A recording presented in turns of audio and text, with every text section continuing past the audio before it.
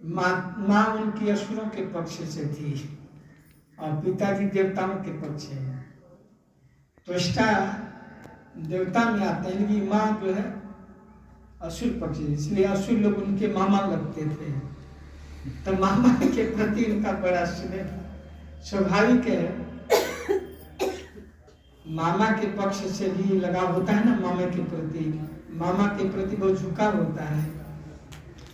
तो देवताओं के लिए आहुति दे रहे थे विश्वरूप, लेकिन उधर मामा के लिए भी स्नेह जागृत हो रहा था। तो गुप्त रूप में असुरों के लिए भी आहुति दे देते थे। देवताओं को आहुति प्रत्यक्ष देते थे और छुप करके मन में असुरों के लिए भी, मामा लोगों के लिए भी। माँ उधर असुर पक्ष से थी। विलम्ब क्या बोलते हैं, विलम्ब विवाह वो क्या बोलते हैं, से कोई राजपूत है ब्राह्मण से शादी कर लिया, अंग्रेजी में इंटरकास्ट मैरिज हुआ है। हाँ, उसको संस्कृत में विलोम की अनुलोम कहा गया है। विलोम होता है उसके, विलोम होता है जो भी हो। तो ऐसे कर रहे थे, छुप करके असुरों को भी आहुति दे रहे थे। इंद्र तो देवताओं को न शक्तिशाली बनाने की आहुति करा रहे थे, इंद्र के लिए आहुति हो रहा था सारे देवताओं के नाम से। लेकिन ऐसे ट्रिक से कर रहे थे कि कोई जाने ना। तो असुरों का भी बल बढ़ रहा था।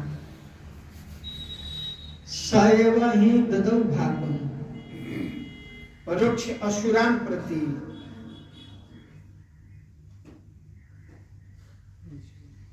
यजमानो वहत भागम मातृस्नेह वशानुग। सुखदेव गोस्वामी कहते हैं मातृस्नेह वशानुग, माँ के पक्ष वाले जो परिवार है उनके प्रति भी स्नेह था ही, और पिता के तो उनके लिए तो कर ही रहे थे देवताओं के लिए। तो मातृ स्नेह वशानुग, माता के स्नेह वश वे असुरों की भी परोक्ष में, सबको जानकारी न करके परोक्ष में आहुति दे रहे थे असुरों के लिए भी।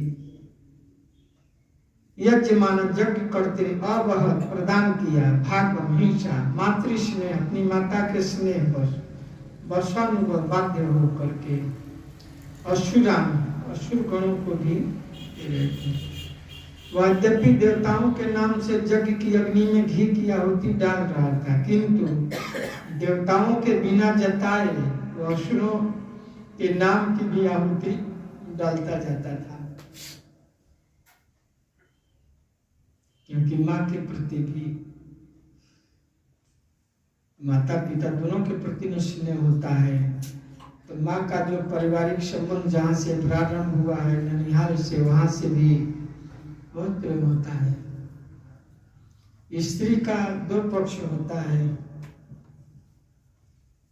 माता पिता के जो परिवार वाले हैं उनके संबंधी हैं, लड़की का दो परिवारों से संबंध होता है। कुंती महाराज अपने प्रार्थना में कहते हैं कि हे कृष्ण, मेरा जो स्नेह है विष्णुवंशियों के साथ और यदुवंशियों में उसको छिन्न भिन्न कर दीजिए, वो स्नेह अपने में एक कर लीजिए। तो पारिवारिक जो स्नेह है जल्दी नहीं जाता है। कुंती महारानी कहती है मेरा पारिवारिक जो संबंध है सुसेन महाराज के परिवार से और इधर पांडु महाराज के, लड़की दो जगह से जुड़ती है ना, जन्म लेती है तो माता पिता का स्नेह है ये है, फिर शादी होता है तो दो परिवारों से संबंध हो जाता है। पति का भी ससुराल के नाते हो जाता है, लेकिन उतना नहीं होता है। जैसे नरहरि जी हैं इनका शादी हो गया तब कुछ संबंध है ससुराल वालों से भी, साला से, साली से, सरहद से, सास ससुर से भी हो जाता है, लेकिन उतना नहीं होता जितना लड़की का होता है। लड़की का तो माता पिता से, भाई से, भाभी से, बहनों से बहुत देर होता है, कि दो परिवार से उसका स्वाभाविक है। तो विश्व रूप को मातृपक्ष वालों से भी बहुत प्रेम था, इसलिए गुप्त रूप में परोक्ष रूप से उनके लिए भी अपनी आहुति दे रहे थे। सवै बर्हिषि देवेभ्यो भागम प्रत्यक्ष उच्च कही अददत अस्य पितरो देवा प्रश्रयम नृप। हे महाराज परीक्षित, सुखदेव गोस्वामी कहते हैं कि हे महाराज परीक्षित, ऐसी घटना आगे चलकर बहुत भयंकर घटना घटेगी। तो यज्ञ मंडप में ही इंद्र अपने पुरोहित का गला काट देते हैं। इसलिए इसको बहुत सीरियसली करेंगे। हे महाराज परीक्षित, देवतागण विश्व रूप के पिता पक्ष से संबंधित थे, अतः विश्व रूप सबके समक्ष बोल करके आहुति दे रहे थे। इदम इंद्राय नमः स्वाहा, इदम अग्नये नमः स्वाहा, इदम सूर्याय नमः स्वाहा, बोल बोल कर दे रहे थे, सब देवताओं का नाम लेकर के।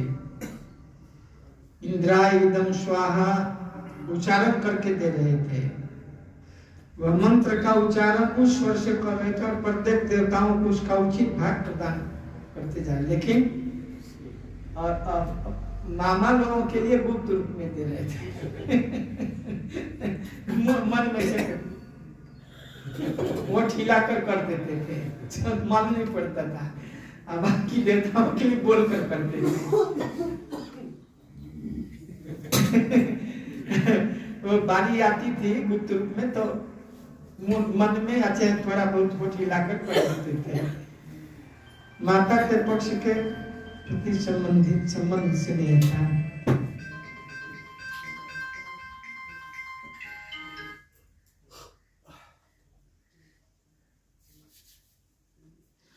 तो तद्देव हेलनम तस्य धर्मालिकम सुरेश्वर आलक्ष्य तरसाधिश्य तक्षिणस यक्षदं दृशा। तद्देव हेलनम तस्य धर्मालिकम सुरेश्वर। किंतु एक बार स्वर्ग के राजा इंद्र को पता चल गया कि विश्वरूप देवताओं को धोखा देकर असुरों की आहुतियां दे रहा है, अतः असुरों द्वारा पराजित किए जाने से अत्यधिक भयभीत हो उठा और तीव्र क्रोध में उसने विश्वरूप के तीनों सिरों को उसके कंधों से अलग कर दिया। तद्देव हेलनम तस्य धर्मलीकम सुरेश्वरम। सुरेश्वर देवताओं के राजा इंद्र को जब यह मालूम हो गया कि देवताओं के पुरोहित होने का दिखावा करता है, लेकिन गुप्त रूप में असुरों के पुरोहित के रूप में कार्य कर रहा है। ये तो बाहर से दिखा रहा कि देवताओं के पुरोहित हैं, लेकिन गुप्त रूप में असुरों के लिए पुरोहिती कर रहे हैं। तो इंद्र को बहुत गुस्सा आया और तीनों मस्तक, तीन सिर थे विश्वरूप के, तीनों सिर काट दिए। तो तीन पक्षी बने, तीतर, गौराई और कबूतर, तीन पक्षी के रूप में बन गए। वो आगे आएगा। तत्पश्चात सोम रस पीने वाला सिर पपी है, पपीहे में सुरापान करने वाला सिर गौराया और भोजन करने वाला सिर तीतर में बदल गया। सोम पीठम तुयस्तस्य शिरयासि कपिंजलम कलविपकः सुरापीठम अन्नादं तत्सतीतिरः। सोम पीठम, सोम रस पीने वाले, तू यत मैंने जो 10 मनुष्य विश्व का सिर आशित मन हो गया। कपिंजल पपीहा, कलविपकः गौरैया, सुरापीठम मदिरा पीने वाला, अन्नदम भोजन करने वाला। तो सोमपीठ देवताओं के लिए सोम प्रिय है ना। अब मदिरा सुरापीठम, असुर लोग मदिरा पीते हैं। अन्नदम भोजन के तीन सिर तीन रूप में बदल गया। सोम रस पीने वाला सिर पपीहा हो गया, सुरापान करने वाला शिव गौराया में और भोजन करने वाला शिव तीतर में बदल दिया। तो इंद्र को के लिए उचित नहीं था। मान लीजिए बहुत टीकाकार लोग इस पर आगे चलकर विचार करते हैं, बोलते हैं विश्व रूप, मान लीजिए अगर जब असुरों के लिए आहुति दे ही रहे थे तो उनको मृत्यु दंड नहीं देना चाहिए था। कोई ब्राह्मण गुरु वैष्णव अगर कोई अपराध करते हैं उनको मृत्यु दंड का विधान नहीं है। द्रौपदी महारानी ने कहा ना, जब अर्जुन अश्वत्थामा को ले आए पकड़ करके बांध करके पशुवत मारने के जा रहे थे, तो द्रौपदी ने कहा कि नहीं, ब्राह्मणों नितराम गुरु, पहले ब्राह्मण जन्म से ही गुरु होते थे सतयुग में, त्रेता में, उनको बद्ध निषिद्ध है। ब्राह्मण स्त्री अगर कोई अपराध ज्यादा करे उनको मृत्यु दंड नहीं देंगे। स्त्रियों को भी, स्त्री का भी बद्ध शास्त्र निषेध नहीं मानना चाहिए। स्त्री भी कोई गलती करती तो उसको जान से नहीं मारना चाहिए, स्त्रियों को नहीं मारना चाहिए। आतंकवादी लोग भी स्त्रियों को नहीं मारते हैं, देखे हैं ना। स्त्रियों का वध निषिद्ध है। ये डाकू लोग भी स्त्रियों को नहीं मारते हैं। युद्ध में भी स्त्रियों को, अगर यद्यपि युद्ध में भी स्त्री आ गई तो नहीं मारना चाहिए। अश्वत्थामा भीष्म पितामह कहाँ बाण नहीं चलाए, स्त्री है। अर्जुन के रथ पर जब शिखंडी आ गए बोले नहीं, तो पहले स्त्री था, ये बाण नहीं चलाया। वो बोले थे कि कोई स्त्री हमारे सामने आ गई तो मैं हथियार नहीं चलाऊंगा। तो गुरु पुरोहित के पद पर थे विश्वरूप, कुछ गलती हो रही थी तो वहां मारना नहीं था, और दूसरा समाधान भी था, बोल सकते थे कि आप असुरों के लिए क्यों आहुति दे रहे हैं, हम आपको पुरोहित बनाए हैं, हम आपको दक्षिणा दे रहे हैं, हम आपको सम्मान दिए हैं, तो ऐसा क्यों कर रहे हैं। कर सकते थे, रोक सकते थे ना। कोई गलती करता है तो उसको नोटिस दे सकते हैं, तुरंत मान नहीं सकते हैं, बोले प्रभु जी ऐसा नहीं होना चाहिए। इधर अगर कह देते तो सतर्क हो जाते हो कि आपको हम दक्षिणा दे रहे हैं, हमारे द्वारा सब कुछ आपको दिया जा रहा है, तो तुरंत इतना गुस्सा में हो गए कि तुरंत गला काट दिए। आदमी को जब कोई स्वार्थ वशीभूत होता है, उनको स्वार्थ था कि हम असुरों को पराजित करेंगे, लेकिन ये लगा कि ये तो असुरों को शक्तिशाली बना रहा है, तो असुर तो हमें पराजित कर देंगे। ये भय से इतना ये हो गए, स्वार्थ के वशीभूत होकर के जघन्य अपराध कर दिए। पुरोहित को ही, गुरु को ही फिर काट दिया। एक तो गुरु अपराध हुआ था, फिर मरण। तो असुरों द्वारा पराजित किए जाने से अत्यधिक भयभीत हो उठे और अति क्रोध में उसने विश्व रूप के तीनों शरीरों को उसके कंधों से अलग कर दिया। तो इससे और भारी संकट में फंस गए इंद्र। इस तरह से जब विष्णु को मार दिए तो ब्रह्म हत्या लग गया उनके ऊपर, ब्रह्म हत्या का पाप लग गया। ये आगे आएगा ये चीज, ये बड़ी घटना हो गई।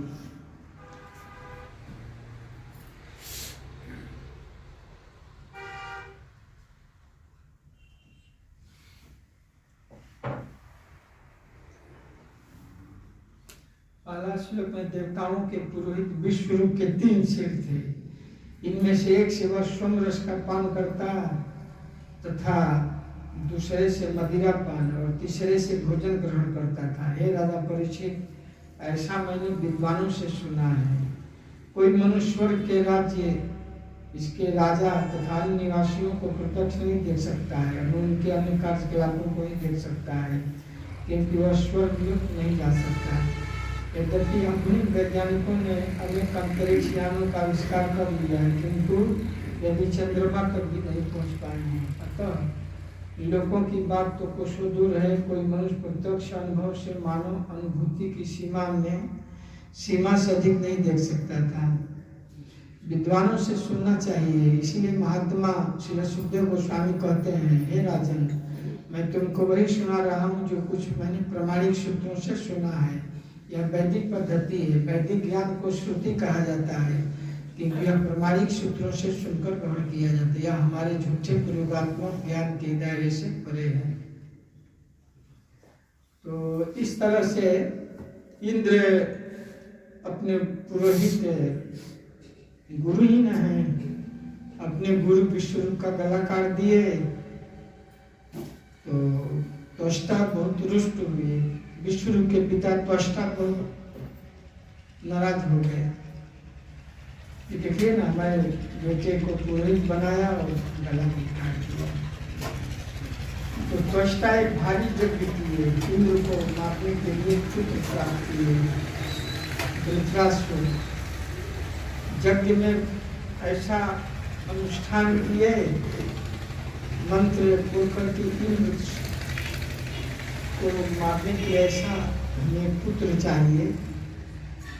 इंद्र को मारने के लिए उन्हें यज्ञ में वृत्रासुर प्रकट हुआ और इंद्र को बड़ा भय हो गया। एक तो ब्रह्म हत्या का भी दोष लगा, दूसरा त्वष्टा ने वृत्रासुर को उत्पन्न किया। अगला श्लोक ले सकते हैं? आगे का श्लोक ले सकते हैं? हाँ, यही रहने देते हैं, आगे का आगे का टाइम भी हो गया। अगला सूत्र में क्या है? अभी ब्रह्म हत्याम अंजलिना जग्राह यदीश्वरम संवत्सरान्ते तदघम भूतानां स विशुद्धये वयं रुद्रो मयोसिद चतुर्धा विजंधरी। इतना शक्तिशाली था कि यदि चाहता तो ब्रह्महत्या के पाप फल को निरस्त कर सकता था, किंतु उसने हाथ जोड़कर पश्चाताप करते हुए पाप भार को स्वीकार कर लिया। उसने 1 वर्ष तक यातना भोगी और तब अपनी शुद्धि के लिए हत्या के पाप को वृक्ष, जल वृक्ष तथा स्त्रियों में बांट दिया। तत्पश्चात सोम पीने वाला शेर को पिया। ब्रह्म हत्याम जग्राह यदीश्वरः संवत्सरान्ते तदघम भूतानां स विशुद्धये भयंबुद्रुम मयोसिद चतुर्धा विजंधरी। इंद्र इतना शक्तिशाली था कि यदि चाहता तो ब्रह्म हत्या के पाप फल को निरस्त कर सकता था, किंतु उसने हाथ जोड़कर पश्चाताप करते हुए पाप भार को स्वीकार कर लिया।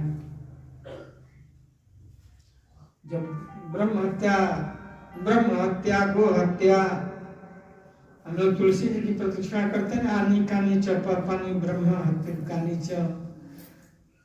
तो इंद्र अपने पुरोहित विष्णु का वध की तो ब्रह्म हत्या का पाप लगा। ब्रह्म हत्या बहुत होता है, भयानक होता है। ब्रह्म हत्या के पाप को स्वीकार किए। यद्यपि यहाँ सुखदेव गोस्वामी कहते हैं कि इंद्र बहुत शक्तिशाली थे, उस पाप को प्रतिकार कर सकते थे। इंद्र इतना शक्तिशाली था, यदि चाहता तो ब्रह्म हत्या के पाप फल को निरस्त कर सकता था, उसको हटा सकते थे, किंतु उसने हाथ जोड़कर पश्चाताप करते हुए पाप भार को स्वीकार कर लिया। बाद में उनको कहा कि मैंने भारी पाप कर दिया, क्रोध में तो ऐसा काम कर दिया। बाद में उनको पश्चाताप होने लगा, वो स्वीकार किए। 1 वर्ष तक यातना भोगी, तो अपनी शुद्धि के लिए हत्या के पाप को पृथ्वी, जल, वृक्ष तथा स्त्रियों में बांट दिए। 1 साल तक मानसरोवर में न रहे, 1 साल तक मानसरोवर में छिपे रहे। बाद में अपने पाप को पृथ्वी को, जल को, वृक्षों में बांट दिए। पृथ्वी ने लिया तो पृथ्वी में ऊषर जो होता है ना, ऊषर भूमि के रूप में ब्रह्म हत्या है। वहाँ कुछ नहीं होता है। ऊषर भूमि में कोई पौधा नहीं होता है। ऊषर वर्षित्र नहीं जाना। ऊषर भूमि में कितना वर्ष वहाँ घास नहीं उगता है। ऊषर भूमि में कोई जग गया, कोई कार्य नहीं किया जाता है। तो भूमि ने लिया तो ऊषर भूमि के रूप में, तो भूमि को इंद्र ने वरदान दिया कि भूमि में कोई भी गाढ़ा खोद देता है तो भी काल कर्म से भर जाता है।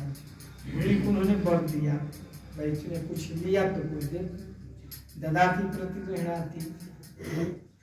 भूमि ने पाप लिया ब्रह्म हत्या का तो उसको आशीर्वाद दिए कि भूमि में और कोई गाढ़ा भी खोद देता है तो कुछ काल कर्म का धीरे धीरे भर जाता है। और जल ने लिया तो जल में जो फेन है ना, वही ब्रह्म हत्या के रूप में है। जल में जो झाग होता है ना, ये झाग हटा कर पानी पीना चाहिए। जैसे नदी में, सरोवर में कहीं पानी गिरे तो झाग को हटा, ब्रह्म हत्या झाग के रूप में है। तो जल को इंद्र ने क्या वर दिया कि जल गंदा होने पर भी फिर उस समय वो स्थिर हो जाता है, स्वच्छ हो जाता है। पानी में कितना भी मिट्टी हो, धूल हो, या गंगा जी में कितना कटकुड़ा कचरा मल बहता है, लेकिन फिर शुद्ध हो जाता है, फिर नीचे बढ़ जाता है, पानी फिर स्वच्छ हो जाता है। पानी गंदा नहीं होता है वास्तव में। पानी में कुछ भी हम मिलावट करिए वो फिर धीरे धीरे नीचे चला जाता है, पानी फिर अपने रूप में हो जाता है। तो बरसात में नदियों का पानी लाल हो जाता है, मटमैला हो जाता है, फिर धीरे शरद काल में स्थिर होकर फिर निर्मल हो जाता है। तो पानी अपने आप फिर शुद्ध हो जाता है। और वृक्षों में ब्रह्म हत्या लाशा के रूप में, वृक्षों में लाशा निकलता है ना, बहुत लोग लाशा खाते भी हैं। बबूल का लाशा है, करमहला का लाशा है। पहले पेट दर्द होता था तो लोग बबूल का लाशा खाते थे, या करमहला, बहुत सारे लाशा, गम जिसको गम बोलते हैं या गोंद बोलते हैं। आजकल तो गोंद लोग चॉकलेट में भी प्रयोग करते हैं। रूपाली के नहीं खाना चाहिए, ब्रह्म हत्या है। गोंद नहीं खाना चाहिए। या गम जो बनता है, या चिंगम, क्या बोलते हैं, चिंगम खाते हैं ना बच्चों, नहीं खाना चाहिए, वो भी ब्रह्म हत्या ही है ना, इसमें ही प्रयोग होता है बहुत सारा लाशा। तो वृक्षों ने लिया तो लाशा के रूप में, हर वृक्षों को जो लाशा निकलता है शरीर से। तो वृक्षों को वरदान दिए कि वृक्ष को काट देने में फिर बढ़ जाते हैं। अगर जड़ से न काटा जाए, उनकी शाखाओं को, टहनियों को, उनको धड़ को भी काट देते, फिर उसमें से नया आ जाता है। पेड़ को काट देने पर भी फिर पुनः नया टहनियां आ जाती हैं।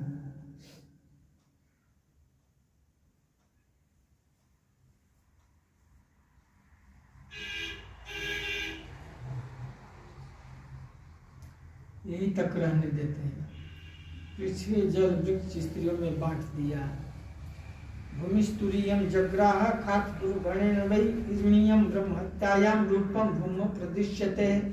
पृथ्वी पर जहाँ कहीं भी गड्ढे होंगे अपने आप भर जाएंगे। हे राजा, इंद्र के दिव्य वरदान के बदले में पृथ्वी ने ब्रह्म हत्या के पापों का चतुर्थांश स्वीकार किया। चतुर्थांश। उन पापों के कारण ही हमें पृथ्वी पर अनेक मरुस्थल दिखाई पड़ते हैं। क्योंकि रेगिस्तान पृथ्वी की उर्मिल स्थिति का प्रकट है, तब कोई भी अनुष्ठान रेगिस्तान में संपन्न नहीं किया जा सकता है।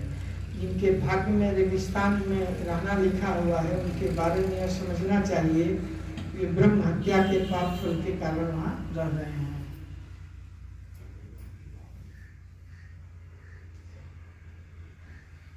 तुरियम छिद विरोहेण बलेण जग्रीमुद्रुमा तेषां निर्यास रूपेण ब्रह्म हत्या प्रदृश्यते।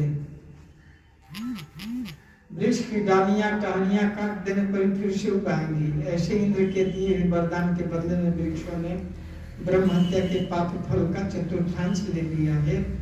ये पाप फल वृक्षों से निकलने वाले रस के रूप में दिखाई पड़ते हैं। इसलिए इस रस को पीना वर्जित है। रस मैंने वही लाशा। धन्यवाद। हरे कृष्णा। तो विश्व रूप पुरोहित बने और आहुति गुप्त रूप में असुरों को अपने मामा पक्ष को भी दे रहे थे। इंद्र तीनों गला काट दिए। तो 3 पक्षी के रूप में हुए, पपीहा, गौरैया और तीतर। 3 पक्षी हो गए। तो गौरैया भी ब्राह्मण है, इसलिए गौरैया को नहीं मारना चाहिए, पपीहा को, तीतर को।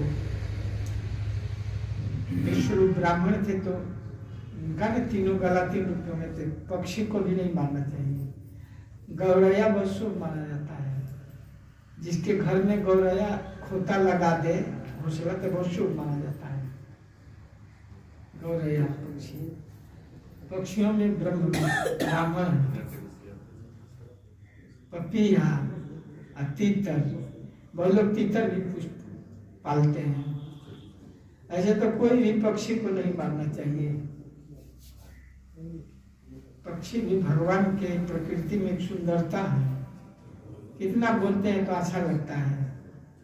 पक्षी बोलते हैं बहुत सुंदर लगता है। मयूर है, बोलता कितना अच्छा लगता है। कबूतर, कबूतर ही बहुत शुभ पक्षी माना जाता है। पक्षी प्रकृति में जब बोलते हैं, कलरव करते हैं, मानो प्रकृति हंसती है। किसानों के लिए तो मित्र हैं पक्षी। अगर पक्षी न रहे तो इतने कीड़े हो जाए कि सब फसल खा जाएंगे। तो विशेष करके पक्षी जो है ब्राह्मण के सिर से हुए हैं ना, विष्णु के सिर से गौरैया, पपीहे और तीतर हुए।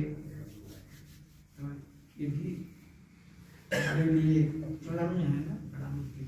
महाराज पपीहा कैसा होता है? पपीहा स्वाति का जल पीता है। स्वाति का पपीहा ना, हाँ, स्वाति का पानी पीता है पपीहा। हम देखे हैं, हम भी पपीहा। वही पीने में गर्भवती हो जाती है। गर्भवती हो जाती है वही पानी। पपीहा जो बोलते हैं कि स्वाति का पानी ही पीता है। एक तरह का कोयल होता है। एक तरह का कोयल होता है। कोयल एक तरह का कोयल होता है। कोयल जैसा होता है। कोयल का प्रकार है वो। कोयल का स्पेसीज है हमारा। वो पपीहा जाती उसी का। गूगल में दिया, गूगल में देखे, पढ़िए एक बार। तो कोयल का प्रयोजीकरण की प्रजाति का होता है पपीहा। कलकत्ता चिड़ियाघर में है। यहाँ भी होंगे, पढ़िए एक बार। आए है, हाँ तो दिखाइएगा। ऐसे लोग बोलते हैं कि स्वाति का ही पानी, लेकिन साल भर कैसे रहता होगा? साल भर पानी पीता ही होगा ना। कलयुग में महाराज अपना मूड चेंज कर दिया। स्वाति नक्षत्र का पानी नहीं, कभी इधर भी नहीं आ रहा है।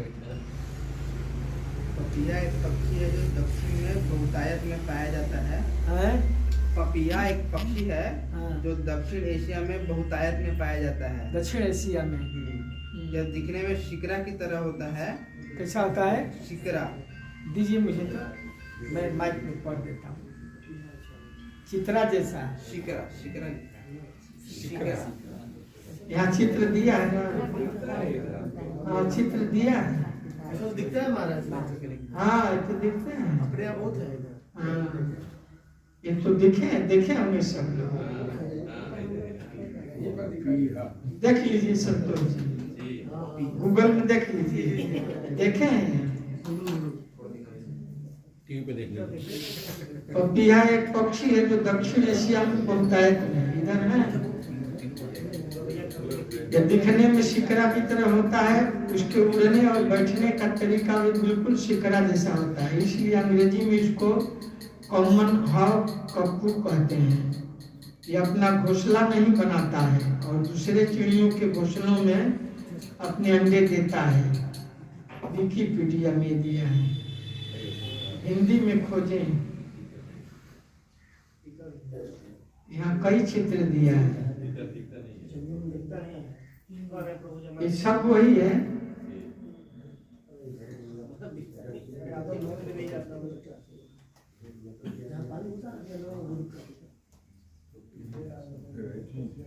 ये अलग दिख रहा है फोटो, अरे इसमें है, दिखा दीजिए बड़ा बड़ा।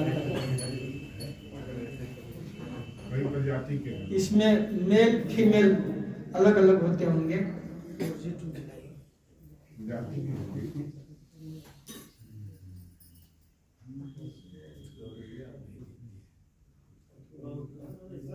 इसमें दिखाइए कि मेल फीमेल में क्या डिफरेंस होता है।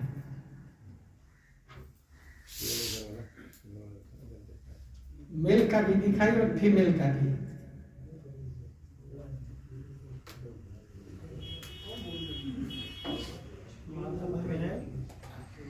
नर मादा,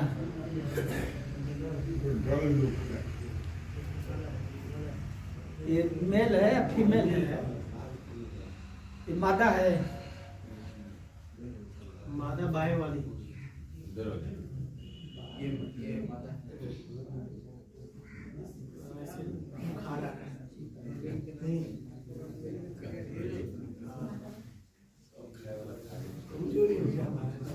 ये नर मादा है। नहीं, वो दूसरा पक्षी है, वो शिकरा है। वो दोनों पपीहा ही है ना? पपीहा ये बाएं वाला है। और वो क्या है? वो शिकरा है, वो शिकरा है। तो उसी को ना बोलते हैं पपीहा को ही ना।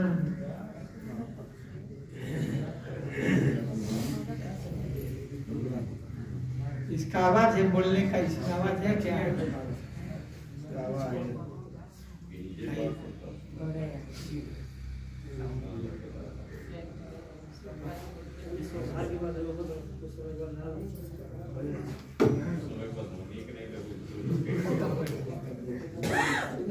अपने अपने अथु में आप लोग देख लीजिएगा।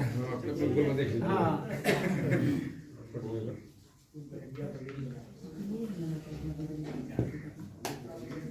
गौरैया तो देखेंगे ना सब लोग।